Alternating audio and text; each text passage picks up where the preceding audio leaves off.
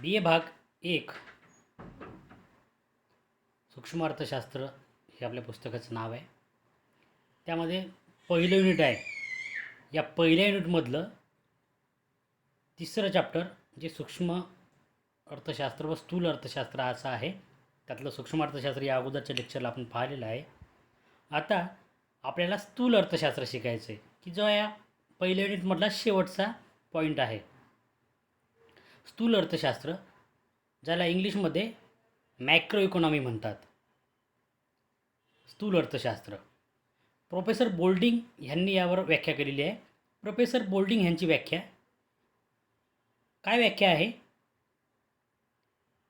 ज्यामध्ये विशिष्ट बाबीचा अभ्यास न करता अर्थव्यवस्थेतील मुख्य समूहाचा व सरासरीचा अभ्यास केला जातो. ज्या या समूहाची व्याख्या केली जाते त्यातील परस्पर संबंध परीक्षिले जातात, असा अर्थशास्त्राचा भाग म्हणजे स्थूल अर्थशास्त्र होय. बघा काय म्हटलं त्यांनी, प्रोफेसर बोल्डिंग यांनी काय म्हटलं, की ज्यामध्ये विशिष्ट बाबीचा अभ्यास न करता अर्थव्यवस्थेतील मुख्य समूहाचा व सरासरीचा अभ्यास केला जातो. म्हणजे अर्थशास्त्रामध्ये ज्यामध्ये विशिष्ट बाबीचा म्हणजे एका घटकाचा अभ्यास केला जात नाही, तर अर्थव्यवस्थेतील मुख्य समूहाचा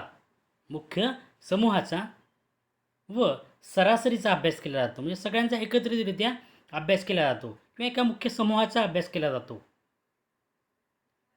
ज्यात ह्या समूहाची व्याख्या केली जाते. त्यातील परस्पर संबंध परीक्षिले जातात. म्हणजे या समूहाची व्याख्या केली जाते, त्यामध्ये आपसामधील परस्पर संबंध परीक्षिले जातात. असा अर्थशास्त्राचा भाग म्हणजे स्थूल अर्थशास्त्र होय. म्हणजे बघा, स्थूल अर्थशास्त्रामध्ये फक्त एका घटकाचा अभ्यास न करता पूर्ण समूहाचा किंवा एकत्रितरित्या पूर्ण अर्थव्यवस्थेचा ज्यामध्ये अभ्यास केला जातो, अशा अभ्यासपद्धतीला स्थूल अर्थशास्त्र असं म्हटले जाते. की ज्यामध्ये विशिष्ट बाबीचा अभ्यास न करता अर्थव्यवस्थेतील मुख्य समूहाचा व सरासरीचा अभ्यास केला जातो, ज्यात ह्या समूहाची व्याख्या केली जाते, त्यातील परस्पर संबंध परीक्षिले जातात. असा अर्थशास्त्राचा भाग म्हणजे स्थूल अर्थशास्त्र होय. त्यानंतर आपल्याला शिकायचं आहे स्थूल अर्थशास्त्राची वैशिष्ट्ये, की या स्थूल अर्थशास्त्राची काय वैशिष्ट्ये आहेत. पहिलं वैशिष्ट्य होतं सर्व एककांच्या आर्थिक व्यवहारांचा एकत्रित अभ्यास होतो. म्हणजे फक्त एका घटकाचा अभ्यास न करता सर्व एककांचा आर्थिक व्यवहारांचा एकत्रित अभ्यास होतो. म्हणजे सगळे घटक हे एकत्रित मानून या सगळ्यांच्या आर्थिक व्यवहारांचा एकत्रित अभ्यास केला जातो. हे असं पहिलं वैशिष्ट्य आहे, की एका घटकाला स्वतंत्र न समजता किंवा त्या घटकाला एका घटकाचा अभ्यास न करता सगळ्या घटकांना एकत्रित करून सर्व एकमेकांच्या आर्थिक व्यवहारांचा एकत्रित अभ्यास या ठिकाणी केला जातो. हे त्याचं पहिलं वैशिष्ट्य आहे. नंबर 2 आहे स्थूल अर्थशास्त्र आर्थिक विश्लेषणाकरता सामान्य संतुलन पद्धतीचा उपयोग करते. दुसरं वैशिष्ट्य काय आहे, की स्थूल अर्थशास्त्र आर्थिक विश्लेषणाकरता सामान्य संतुलन पद्धतीचा उपयोग करते. सामान्य संतुलन पद्धती ही लॉर्ड केन्स यांनी 1936 मध्ये सामान्य संतुलन सिद्धांत नावाचा सिद्धांत मांडला किंवा एक ग्रंथ मांडला. या ग्रंथामध्ये हा ग्रंथ प्रसिद्ध केला व तेव्हापासून ह्या पद्धतीचा व्यापक प्रमाणावर उपयोग होऊ लागला. की सामान्य संतुलन सिद्धांत मांडत असताना त्यांनी सगळ्या घटकांचा एकत्रितरित्या अभ्यास केलेला आहे आणि खऱ्या अर्थानं तेव्हापासूनच या पद्धतीला एक महत्त्व प्राप्त झालेलं आहे. आणि म्हणूनच स्थूल अर्थशास्त्र आर्थिक विश्लेषणाकरता सामान्य संतुलन पद्धतीचा उपयोग करते. हे या स्थूल अर्थशास्त्राचे एक वैशिष्ट्य आहे. त्यानंतर आहे स्थूल अर्थशास्त्राची व्याप्ती, किंवा या स्थूल अर्थशास्त्रामध्ये कोणकोणत्या घटकाचा समावेश होतो, याची व्याप्ती कुठपर्यंत आहे. तर पहिलं आहे उत्पन्न. म्हणजे उत्पन्नासंदर्भातील देशाचं उत्पन्न असेल, राष्ट्राचं उत्पन्न किंवा आपण राज्याचं उत्पन्न म्हणतो, या सगळ्या उत्पन्नाच्या सिद्धांताचा अभ्यास. कारण उत्पन्न एका व्यक्तीचं न मानता त्या समूहाचं, त्या राज्याचं, त्या राष्ट्राचं आपण उत्पन्नाचा अभ्यास या स्थूल अर्थशास्त्रामध्ये करू शकतो. ही त्याची व्याप्ती आहे. त्यानंतर उत्पादन, प्रोडक्शन आपण ज्याला म्हणतो, की उत्पादन एका व्यक्तीचं उत्पादन न घेता पूर्ण राष्ट्राचं उत्पादन. त्यानंतर आहे व रोजगारी सिद्धांत, म्हणजे रोजगार सिद्धांत देश पातळीवर असेल किंवा राज्य लेवलचा असेल, या रोजगारी सिद्धांतसुद्धा या स्थूल अर्थशास्त्रामध्ये अभ्यासला जातो. ही स्थूल अर्थशास्त्राची व्याप्ती आहे. त्यानंतर नंबर 2 आहे सामान्य किंमत पातळीचा सिद्धांत. सामान्य किंमत पातळीचा जो सिद्धांत आहे तो सुद्धा या स्थूल अर्थशास्त्रामध्ये अभ्यासला जातो. ती सुद्धा एक स्थूल अर्थशास्त्राची व्याप्ती आहे. नंबर 3 आहे आर्थिक विकासाचे सिद्धांत. बघा, आर्थिक विकासाचे जे वेगवेगळे सिद्धांत आपण पाहतो त्या सगळ्या आर्थिक विकासाच्या सिद्धांताचा अभ्यास या स्थूल अर्थशास्त्रामध्ये केला जातो. अनेक शास्त्रज्ञांनी आपले विकासाचे सिद्धांत मांडले. शुम्पीटर असेल किंवा इतर अनेक अर्थशास्त्रज्ञ होते ज्यांनी आपले आर्थिक विकासाचे सिद्धांत मांडले. या सगळ्या सिद्धांताचा अभ्यास करत असताना एका व्यक्तीचा अभ्यास करून भागणार नाही, तर सगळ्या देशाचा, सगळ्या लोकांचा एकत्रितरित्या यामध्ये अभ्यास केला जातो. आणि म्हणूनच आर्थिक विकास सिद्धांत जो तुम्हाला मांडायचा असेल तो ते एका व्यक्तीचा असू शकत नाही, तर तो एका राज्याचा, एका राष्ट्राचा असू शकतो. की आपलं राष्ट्र आपल्याला कसं विकसित करायचं, आपला देश आपल्याला कसा विकसित करायचा आहे, अशा वेळी ते आर्थिक विकासाचे सिद्धांत मांडले जातात. आणि हे असे आर्थिक विकास सिद्धांत मांडत असताना देश डोळ्यासमोर ठेवला जातो, राष्ट्र डोळ्यासमोर ठेवला जाते. आणि देश किंवा राष्ट्राचा जर आपल्याला अभ्यास करायचा असेल तर त्या ठिकाणी तुम्हाला स्थूल अर्थशास्त्राच्या अभ्यास पद्धतीनेच अभ्यास करावा लागेल. आणि म्हणूनच स्थूल अर्थशास्त्राच्या व्याप्तीमधील हा एक महत्त्वपूर्ण घटक आहे आर्थिक विकासाचे सिद्धांत. त्यानंतर आहे नंबर 4 समष्टी वितरण सिद्धांत. समष्टी याला स्थूलसुद्धा पर्यायी शब्द आहे. व्यापक आपण ज्याला म्हणतो. की जर तुम्हाला समष्टी वितरण सिद्धांत हा सिद्धांत शिकायचा असेल तर मग बघा, समष्टी मोठ्या प्रमाणावर, वितरण वाटणी सिद्धांत. तर आपण बऱ्याच वेळा पाहतो की देश पातळीवर त्या देशामध्ये काम करणारे, कोणतेही उत्पादन करणारे आपण 4 घटक मानतो: भूमी, श्रम, भांडवल आणि संघटन. या 4 घटकांचा अभ्यास करायचा असेल तर तुम्हाला समष्टी वितरण पद्धतीच्या सहाय्याने अभ्यास करावा लागेल. आणि समष्टी वितरण सिद्धांताचा जर अभ्यास करायचा असेल तर तुम्हाला स्थूल अर्थशास्त्र पद्धतीनेच अभ्यास करावा लागेल. तरच तुम्ही देश पातळीवर किंवा राज्य पातळीवर एक मोठ्या प्रमाणावर अभ्यास करू शकाल. आणि म्हणूनच या समष्टी वितरण सिद्धांत हा सुद्धा एक या स्थूल अर्थशास्त्राच्या व्याप्तीमधील एक भाग आहे, एक घटक आहे, असं आपण या ठिकाणी म्हणू शकतो. आणि म्हणूनच या स्थूल अर्थशास्त्राची व्याप्ती खूप मोठी आहे. अर्थात आजच्या आधुनिक काळामध्ये तुम्हाला देशाचा आपण पाहतो अनेक अर्थव्यवस्था अविकसित आहेत, काय विकसनशील आहेत, काय विकसित आहेत. या प्रत्येक अर्थव्यवस्थेला जर अजून समोर जायचं असेल तर स्थूल अर्थशास्त्र पद्धतीशिवाय पर्याय नाही, किंवा मोठ्या प्रमाणात अभ्यास केल्याशिवाय पर्याय नाही, असं आपण या ठिकाणी म्हणू शकतो. त्यानंतर स्थूल अर्थशास्त्राची उपयुक्तता. की स्थूल अर्थशास्त्राची उपयुक्तता काय आहे. त्यातलं पहिलं आहे सरकारच्या दृष्टीने उपयुक्त. बघा, सरकारच्या दृष्टीने उपयुक्त म्हणजे काय, राज्य सरकारं असतील किंवा देश पातळीवरचे केंद्रामध्ये सरकार असेल, या सगळ्या सरकारांना एका व्यक्तीचा अभ्यास करून भागत नाही, तर त्या सगळ्या लोकांचा एकत्रितरित्या अभ्यास करून येणारी धोरणं ठरवावी लागत असतात. कारण देश पातळीवरचं असेल किंवा आपण छोटं राज्य पातळीवरचं जरी धोरण असेल तर हे सगळ्या लोकांना व्यापून टाकणारं असं असते. आणि नुसतं एक धोरण ठरवताना एका गोष्टीचा अभ्यास करून भागणार नाही, तर त्याचे इतर घटकांवर काय परिणाम होतील त्याचासुद्धा सोबत त्यांना अभ्यास करावा लागतो.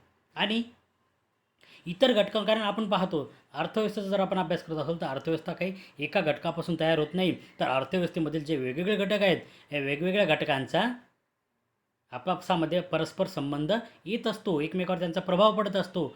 एकमेकावर प्रभाव पडल्यामुळे त्यांच्यामध्ये अनेक प्रकारचे स्थित्यांतरे होत असतात, अनेक प्रकारचे बदल होत असतात, अनेक प्रकारचे डायरेक्ट इनडायरेक्ट परिणाम होत असतात. आणि म्हणूनच जर तुम्हाला सरकारला किंवा देश पातळीवर जर अभ्यास करायचा असेल तर स्थूल अर्थशास्त्र पद्धतीने अभ्यास करावा लागेल. आणि म्हणूनच सरकारच्या दृष्टीनं स्थूल अर्थशास्त्राच्या पद्धतीने अभ्यास करणं हे अत्यंत उपयुक्त आहे, महत्त्वपूर्ण आहे, असं आपण या ठिकाणी म्हणतो. त्याचा नंबर 2 आहे अर्थव्यवस्थेच्या संचालनाचे आकलन होण्याच्या दृष्टीने उपयुक्त. अर्थव्यवस्थेचे संचालन करावं लागते. अर्थव्यवस्था कशी वाढेल, कोण्या पद्धतीनं अर्थव्यवस्था समोर गेली पाहिजेत, अशा अनेक गोष्टी असतात. या अर्थव्यवस्थेचं संचालन अनेक प्रकारच्या सरकारांना करावं लागते. आणि म्हणजे ते राज्य सरकार असेल, केंद्रामधली सरकार असेल, यांना अर्थव्यवस्था आपली ही रुळावर कशी आणता येईल किंवा जी रुळावर आहे तिला अजून समोर आपल्याला कसं नेता येईल यासाठी सतत प्रयत्न करावे लागतात. यासाठी अर्थव्यवस्थेचं संचलन चांगल्या पद्धतीने होणे आवश्यक आहे आणि अर्थव्यवस्थेचं संचलन जर चांगल्या पद्धतीने करायचं असेल तर त्यांना स्थूल अर्थशास्त्र हे अत्यंत उपयुक्त ठरते. नंबर 3 आहे सूक्ष्म अर्थशास्त्राच्या दृष्टीने सुद्धा उपयुक्त आहे. म्हणजे तुम्हाला सूक्ष्म अर्थशास्त्राचा जरी अभ्यास करायचा असेल तर सर्वप्रथम तुम्हाला स्थूल अर्थशास्त्र पद्धतीनेच त्याचा अभ्यास करावा लागेल, तरच तुम्ही सूक्ष्म अर्थशास्त्र पद्धतीने अभ्यास करू शकता. म्हणून सूक्ष्म अर्थशास्त्रासाठी सुद्धा स्थूल अर्थशास्त्र हे अत्यंत उपयुक्त आहे असं या ठिकाणी म्हटलं गेलेलं आहे. त्यानंतर आहे नंबर 4 राष्ट्रीय प्रश्नाची उत्तरे शोधण्याच्या दृष्टीने उपयुक्त. राष्ट्रीय प्रश्नाचे उत्तर शोधण्याच्या दृष्टीने उपयुक्त. अनेक राष्ट्रीय लेवलचे प्रश्न असतात. महागाई आहे, डिझेल पेट्रोलच्या वाढलेल्या किमती आहेत, बेरोजगारी आहे, बेकारी आहे, दारिद्र्य आहे, लोकसंख्या वाढ आहे, असे अनेक जटिल प्रश्न आहेत. अशा या जटिल आणि मोठ्या प्रश्नाची जर तुम्हाला सोडवणूक करायची असेल, त्याची उत्तरं जर तुम्हाला शोधायची असतील तर स्थूल अर्थशास्त्र हे अत्यंत उपयुक्त ठरते. महागाई म्हणजे भाववाढ होते. अशावेळी त्या महागाईचा किंवा त्या भाववाढीचा अनेक घटकांवर चांगला वाईट परिणाम होत असतो. मग हा चांगला वाईट परिणाम जर अभ्यासायचा असेल तर स्थूल अर्थशास्त्र पद्धती उपयुक्त ठरते. लोकसंख्या असेल, कृषीसारखा एखादा व्यवसाय असेल, उद्योग असेल, सेवा क्षेत्र असेल, जे की राष्ट्राला व्यापणारा आहे, अशा सगळ्या गोष्टीचा जर तुम्हाला अभ्यास करायचा असेल तर स्थूल अर्थशास्त्र पद्धती ही उपयुक्त ठरते.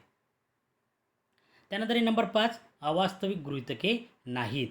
आपण पाहिलं होतं की सूक्ष्म अर्थशास्त्र पद्धतीमध्ये पूर्ण रोजगार असेल किंवा इतर परिस्थिती कायम असता असं म्हणून त्या सिद्धांताला सुरू केल्या जात होतं. अशावेळी असे सगळे जे गृहीतक आहेत ते या स्थूल अर्थशास्त्र पद्धतीमध्ये नाहीत. त्यामुळे याची विश्वासार्हता जास्त झालेली आहे, वाढलेली आहे आणि म्हणून अवास्तविक गृहीतके या स्थूल अर्थशास्त्र पद्धतीमध्ये नाहीत. त्यामुळे सुद्धा या स्थूल अर्थशास्त्राची उपयुक्तता मोठ्या प्रमाणावर वाढल्याचं आपल्याला पाहावयास मिळते. आणि एकूणच काय तर सरकारच्या दृष्टीने असेल, अर्थव्यवस्थेच्या संचलनाच्या दृष्टीने असेल किंवा अनेक राष्ट्रीय प्रश्नाची उत्तरे शोधणं असेल किंवा राष्ट्रीय धोरणं ठरवणं असेल, या सगळ्या बाबीचा आपण एकत्रितरित्या अभ्यास केला असता आपल्या असं लक्षात येते की स्थूल अर्थशास्त्र पद्धती अत्यंत उपयुक्त आणि फायद्याची, कामाची, उपयुक्त अशी आहे असं आपल्याला या ठिकाणी म्हणावं लागेल.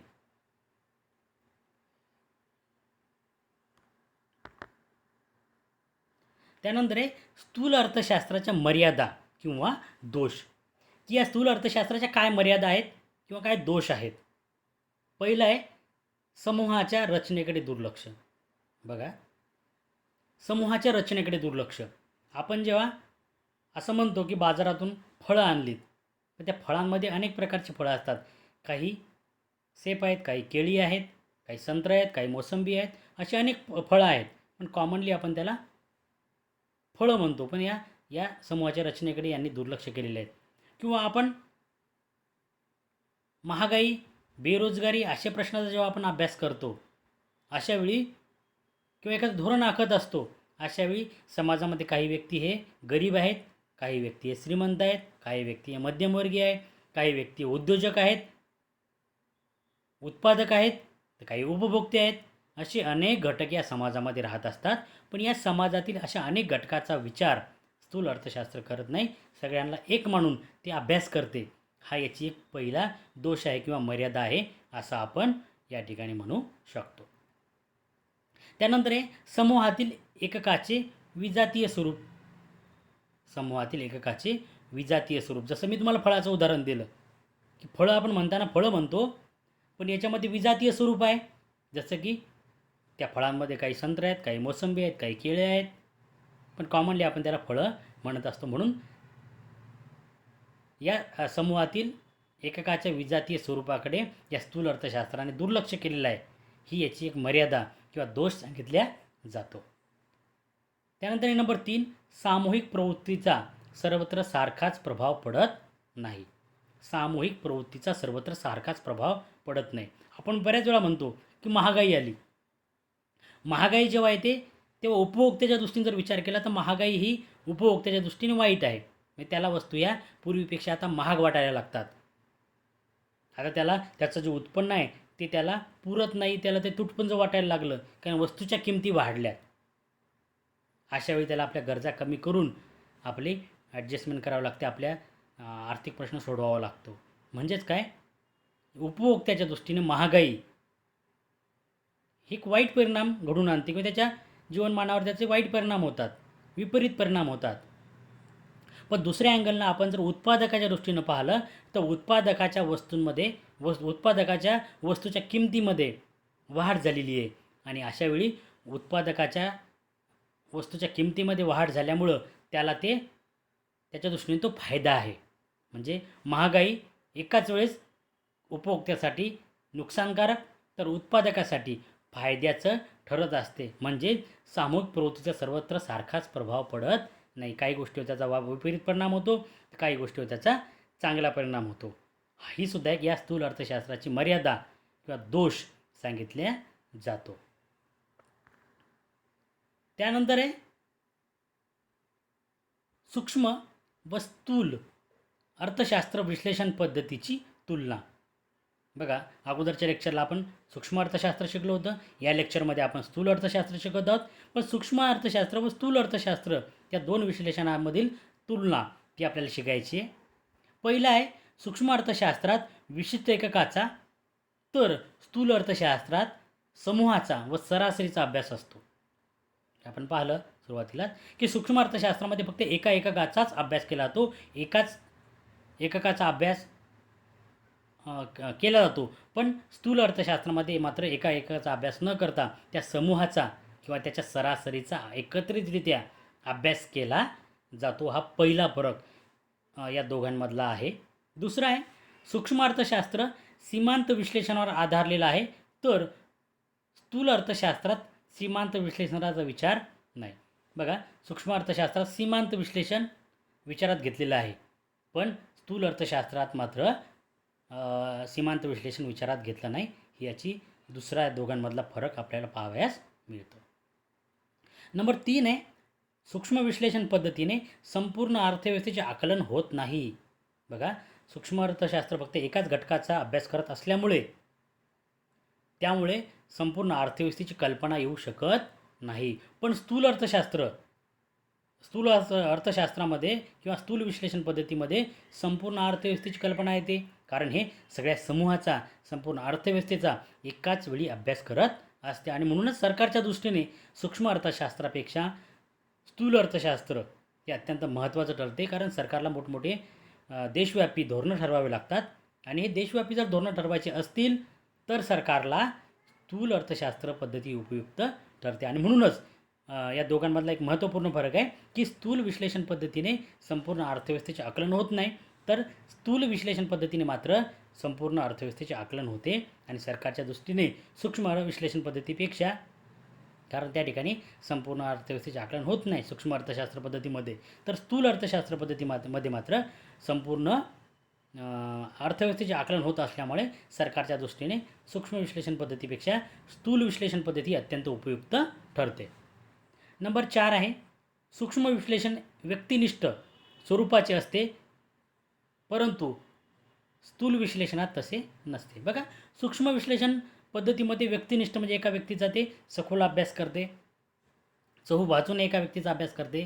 पण स्थूल विश्लेषण पद्धतीमध्ये मात्र ती पद्धती मात्र व्यक्तिनिष्ठ नाही. असं हा एक महत्त्वपूर्ण फरक या दोघांमधला सूक्ष्म आणि स्थूल अर्थशास्त्र पद्धतीमधला आहे. नंबर 5 आहे सूक्ष्म विश्लेषण पद्धतीचा वापर पूर्वीपासून होत असला तरी आता त्या पद्धतीचे महत्त्व कमी होत आहे व स्थूल अर्थशास्त्राचे महत्त्व वाढलेलं आहे. अनेक शास्त्रज्ञांनी आपले सिद्धांत मांडले, जसं आपण म्हटलं की केन्सने सामान्य संतुलनाचा सिद्धांत मांडला 1936 आणि तेव्हापासून खऱ्या अर्थाने स्थूल अर्थशास्त्र पद्धतीला, त्याच्या अभ्यासाला एक महत्त्वपूर्ण असं वळण मिळालं. सूक्ष्म विश्लेषण पद्धतीमध्ये ही पूर्वीपासून वापरल्या जात होती, पण आज जे काही जटिल प्रश्न आहेत किंवा जे देशपातळीवरचे प्रश्न आहेत ते हाताळण्यासाठी किंवा आंतरराष्ट्रीय लेवलचे प्रश्न आहेत ते हाताळण्यासाठी मात्र सूक्ष्म विश्लेषण पद्धती उपयुक्त ठरत नाही, तर त्या ठिकाणी स्थूल विश्लेषण पद्धती मात्र उपयुक्त ठरते. हा एक महत्त्वपूर्ण फरक या दोघांमधला आहे.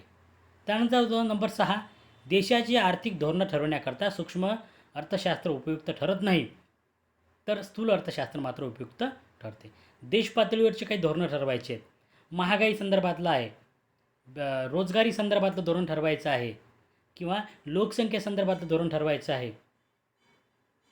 ह्या सगळ्या गोष्टीचं जर तुम्हाला धोरणं ठरवायची असतील किंवा शेतकऱ्यासंदर्भातलं धोरण ठरवायचं आहे, उद्योगाच्या संदर्भातलं धोरण ठरवायचं आहे, सेवा क्षेत्राच्या संदर्भातलं धोरण ठरवायचं आहे, अशा वेळी जे देश पातळीला व्यापणारे जे काही धोरणं असतात, या अशा प्रकारची धोरणं तुम्हाला ठरवायची असतील, तर अशा वेळी तुम्ही सूक्ष्म विश्लेषण पद्धतीद्वारे अभ्यास न करता तुम्हाला स्थूल विश्लेषण पद्धतीद्वारे अभ्यास करावा लागेल, तरच सरकारला ती धोरणं ठरवता येऊ शकतील.